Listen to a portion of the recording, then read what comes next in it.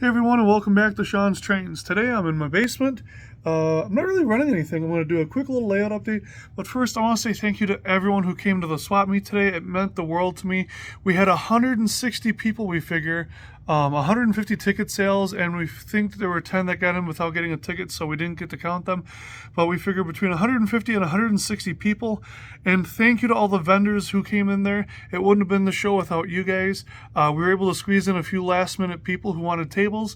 We were able to accommodate them, and I think everyone had a really good time. So again, thank you to everyone who came in and helped out with that. Shout out to my fiance Lauren. Thank you so much for all your help. Out to Tony. Thank you for coming in and taking care of the cash box and admission. And of course to their mother, Anne, who is so helpful. And well, she was helpful. So we're going to flip around here and we're going to talk about the layout a little bit. So one of the things I've been working on a lot lately is speed matching, and I can't say a lot lately because I've only been able to do it a few minutes at a crack, but I speed matched all my Milwaukee Road Loc Sound decoders. So I've got the SD40-2s, the SW1200s together, and I cannot wait for Scale Trains to do the Little Joes because this is going to be just too awesome to see this stuff. And then for the GP40s to come out from Class 1 Model Works, and eventually the GP30s from Scale Trains, because this is just going to be so perfect. I can't say how excited I am. I put a couple of trees up here from Superior Scenics just to kind of get a feel for this hill, and I'm really digging it. I think I'm going to have this come up a little bit higher and kind of have a slope down into here and give it a nice steep grade over here. I am considering, however, taking this down and starting over, doing the double main with Kato Unitrack, redoing the station over here and adding some staging along here, putting a small intermodal yard in, TOFC, and at least 4 to 6 tracks for storage, because I really am lacking a yard on here. That would make life so much easier. I would actually have a lead track for switching in the yard, and it would make life a lot easier. So before I do any ballasting or stuff like that, I really, really need to sit back and take a big think on whether or not I really want to do that. And how I would do it is I would basically drop these risers here. I would drop them all the way down. All the bench work that's elevated, everything would just go down and get screwed down into place, and I'd put at least 1 or 2 inch foam all across the bottom. I'd put an extra 2 inches over here where this is elevated. So where this is elevated here for the station and the RBs, the restaurants and whatnot on the top part, those restaurants would all get relocated, and there'd be a town over here in the corner or somewhere along here where this is, and this would get changed up a little bit. But the station here would be mostly an elevated station with some parking and some out of vision or out of view roads that would give me more room for Reach, for the Port of Reach down here, to give me at least a 2-yard track there.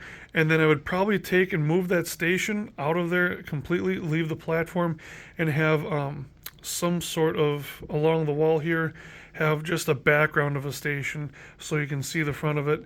And then that would give me 2 tracks, or space for 2 tracks up here for the interchange, so I could drop cars off for one town and drop cars off for the port, and then the locals could switch them out. Now, this would all be done with foam risers all the way around. I would fill with plaster, so that way they don't stuff doesn't fall through the gaps.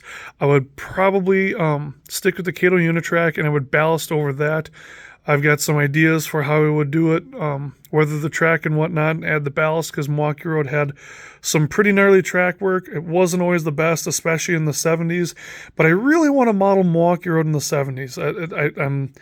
I can't pick a location because I want to do the commuter cars out of Chicago and Milwaukee, and I want to do the Northwest. So it's just going to be a Milwaukee-themed layout, and it's going to be mostly based on the Northwest, but I'm going to have commuter service serving the station and maybe down to the branch line. We'll see.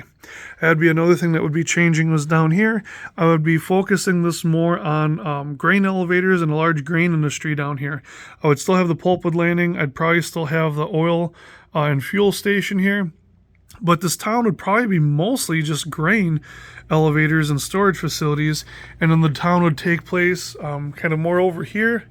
and then the backside back there. And the intermodal facility would get moved over to here, and you'd be able to have the containers, mix and match them in the cars as you like. And kind of in the backside there, this would be where the town is back here. So that's kind of the thought.